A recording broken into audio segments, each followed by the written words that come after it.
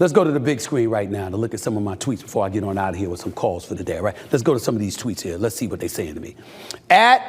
What is it? Predamame or whatever. Alex Predhome. Predamame. In the spirit of Olympic track and field trials this weekend, what time you think you could run for a mile? Me? At age 56? Well, first of all, let's get this out of the way. I haven't tried in decades. Let's get that shit out the way right now, okay? I haven't tried. Secondly, however, what is it? Could I run a mile in under 6 minutes? I think so. Is that bad? B, Chris, Sumatra, anybody, is that bad? A mile in under 6 minutes? I think that's solid. I could run, no, hold on. That's assuming I don't catch a cramp. I don't want to catch a cramp. If I don't catch a cramp, I can do it in about 6 minutes. I think I can do it in about 6 minutes. Definitely 7, but I think I could pull off 6. Next question, next tweet, please. Bring it up here. Hurry up now. This is from, what is this? Jake Bates Bulge.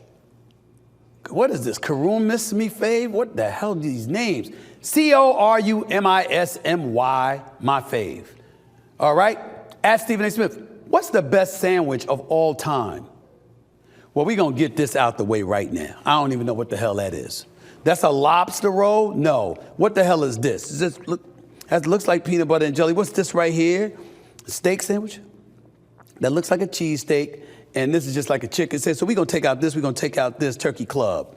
Now, the cheesesteak, I'm tempted to say because I do cheat at least once a month and eat one of these. But I got to say peanut butter and jelly for this reason. It's the go-to. When all else fails, the likelihood is you got peanut butter and jelly in your refrigerator. When all else fails, you can go to a hotel and they got peanut butter and jelly in their refrigerators. Okay? If all else fails and you ain't got anything else to eat, you got to cook that steak. You can't eat it raw, so you got to cook it. If you're me, you want to toast the bun. All right? You want to toast the bun, the right amount of cheese, maybe a little sauteed onion, some pepper as well. Yeah, all right. But peanut butter and jelly is money. It's cheap, and on top of it all, it's quick. And it'll fill you up, although not necessarily healthily if you're eating it with white bread. That's just me. Last tweet. Let me get it. I don't know who this is. At 713 Capital writes, are Caitlin Clark and Angel Reese being used to create race wars? I don't think so, but that's a valid question. If 2 black girls or 2 white girls were going at it, would it be nearly as appealing? I would say no. You could say race, but the reality is that it wasn't really any kind of warfare, per se, until Caitlin Clark was busting everybody's living you-know-what and waving their hand and her hand in their face like that, you can't see me, whatever. And then Angel Reese met her in the NCAA tournament and smoked her with LSU, took out Iowa. And that's what made Angel Reese famous to this level. And Angel Reese, Caitlin Clark, says the right things, tries to avoid controversies, et cetera, et cetera. Angel Reese is a proud black woman who doesn't run from any noise. And so when you look at that, that's what I think it's about. You can say race. I think it's styles. I think if Caitlin Clark was as outspoken as Angel Reese, their battles, and they played the same position, their battles would be embraced more favorably. But Angel Reese is a forward, Caitlin Clark is a guard. Their style of play is completely different. Caitlin Clark actually plays with more sizzle in her game because she can pull up from the logo. Angel Reese ain't that kind of player, but she's rough and tumble. She can get it done. She's going to have a long career in the WNBA, I believe. And she's going to talk that talk. And she ain't trying to be politically correct and polished to the point where she's afraid of being apolitical in any kind of fashion whatsoever. That's not her thing. And it's the antithesis of a Caitlin Clark. So you could say it's race. I don't think that that's what it's all about. But race always plays a role in something like this to some degree. It's not completely out of the equation. It's always that, because America is America. The white population, once 90%, once 80%, once 70%, now reportedly has dipped to 60% and sliding. That's why you got a lot of people in the United States of America right now very, very iffy about some of the things that they're seeing, because there is a fear that society as we once knew it is evaporating before our eyes, and some people handle that better than others. A lot of people think it's a good thing. A lot of people think it's absolutely awful for this country. That's the way it goes. And if that's the case, and that's what's in existence, it's inescapable.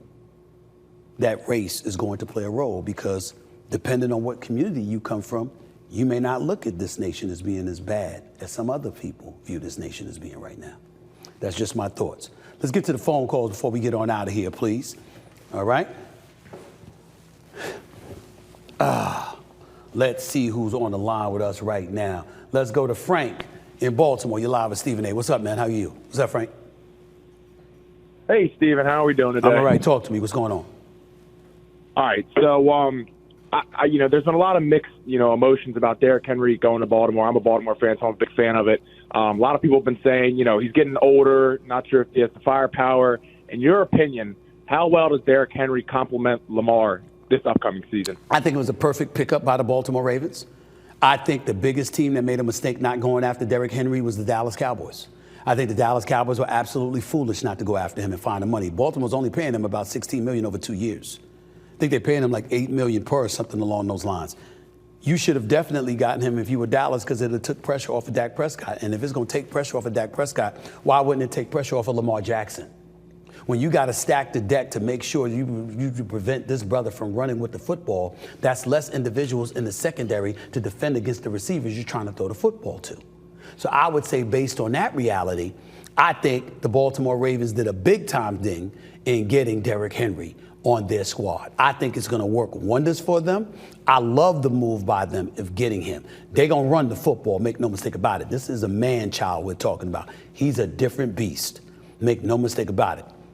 Again, the number to call in is 888-727-5303. That's 888-SAS-5303. Oliver in New York City, you're live with Stephen A. Talk to me. What's up? Okay, so my question is, what gives you the motivation to, get out of bed and do your job to the best that you can? And, was there ever a moment for you that you knew this is what you wanted to do with your life? Well, I've always loved sports. So any opportunity to work in the world of sports was appealing to me, because I knew I wouldn't be bored getting up to go to work every day. But ultimately, success is your ultimate inspiration. Everybody tells you can do what you want to do. That's not true. The goal is to discover your skill. What is it that you possess that is something that can work, that you can transition into being monetized for yourself? A career. What is your gift? What is it that you bring to the table that most people don't have? It's something in all of us.